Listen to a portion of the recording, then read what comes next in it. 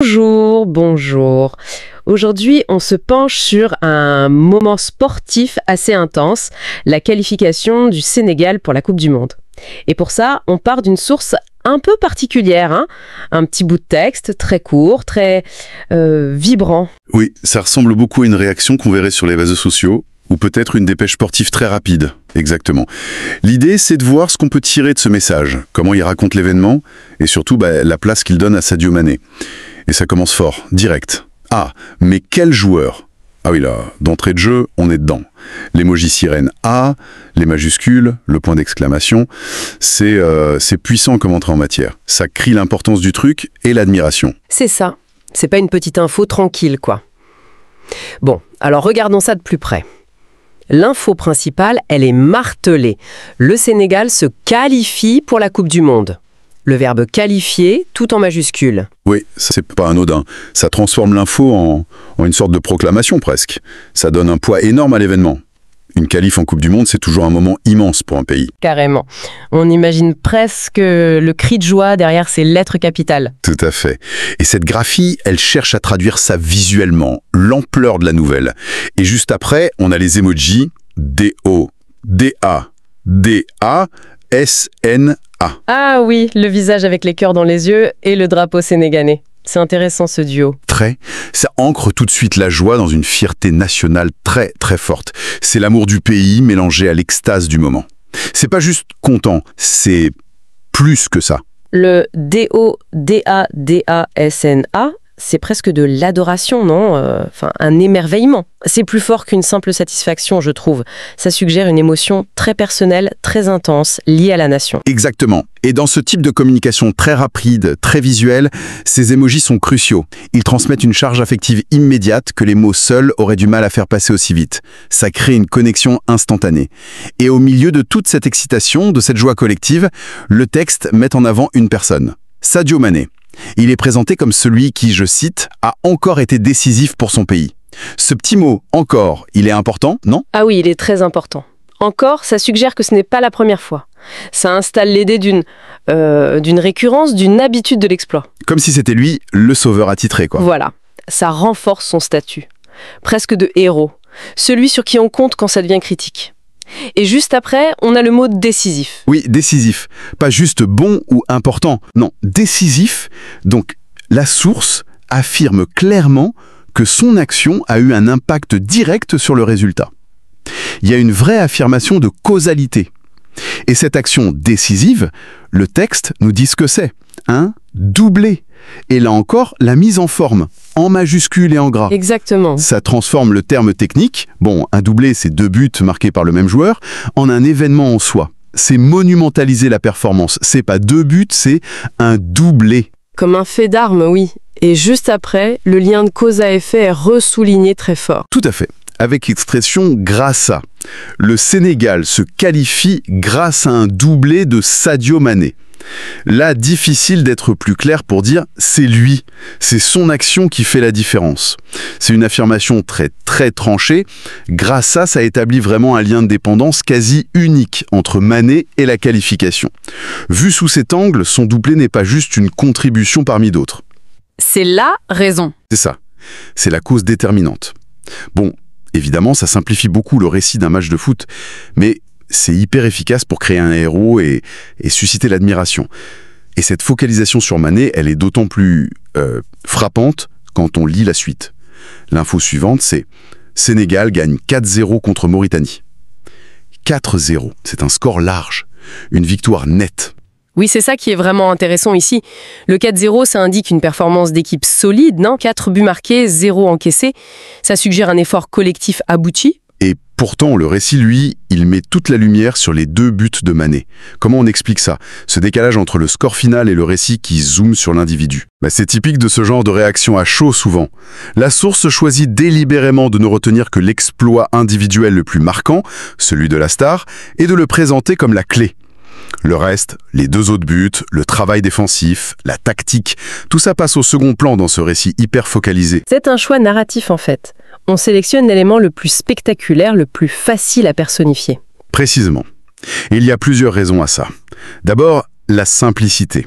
Raconter l'histoire d'un héros, c'est plus simple et plus direct qu'analyser toute la dynamique collective. Et puis, l'émotion.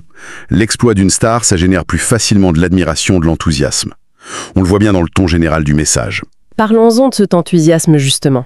On a vu les majuscules, les émojis, mais il y a aussi toute la structure très exclamative. Mais quel joueur décisif pour son pays! Et ça se termine par des applaudissements et un cœur. Appelez les gangs et un bravo à Sadio Mané. Oui, c'est une véritable ovation écrite. Ce qui est fascinant, c'est la cohérence de tout ça. La typo, les émojis, les mots choisis, décisif, grâce à, la ponctuation, la félicitation directe à la fin, tout va dans le même sens. Ça crée une atmosphère de célébration hyper intense et très centrée sur Mané. Absolument. Le message, il n'est pas juste là pour informer. Il participe activement à la célébration. Il amplifie l'admiration pour le joueur. Il est performatif, comme on dit. On ressent presque l'ambiance d'un stade ou d'une fan zone, là, condensée en quelques lignes. Est-ce que cette concentration sur l'individu, au risque d'occulter un peu le collectif du 4-0, c'est courant dans ce type de communication sportive très immédiate? Oh oui, c'est extrêmement fréquent. Surtout aujourd'hui avec les réseaux sociaux. Ces plateformes favorisent les messages courts, percutants, chargés en émotions. Lié à un récit héroïque, simple, ça marche mieux pour ça.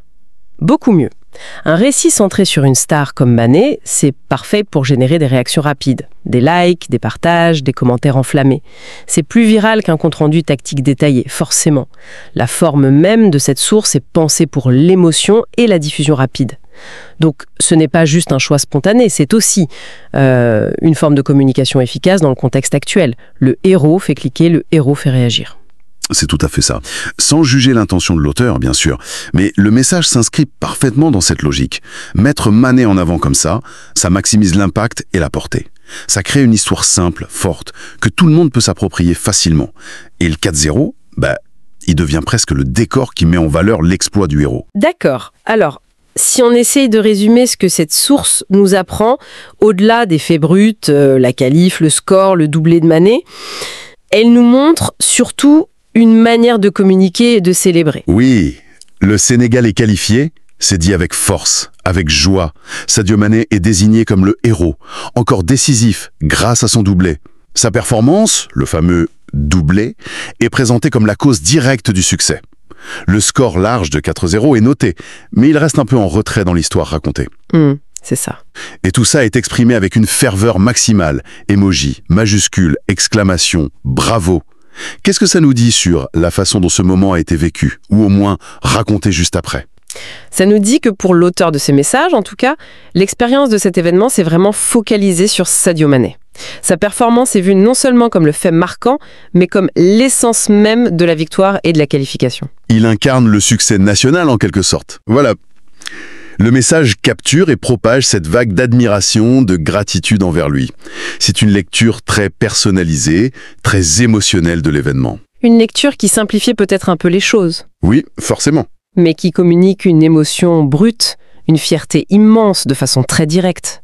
On comprend pourquoi ça marche si bien, ce genre de message. Exactement. Sa force, c'est de condenser un événement complexe et une émotion collective en un récit simple autour d'une figure emblématique. Ça offre une grille de lecture immédiate et, disons-le, assez satisfaisante dans l'euphorie du moment.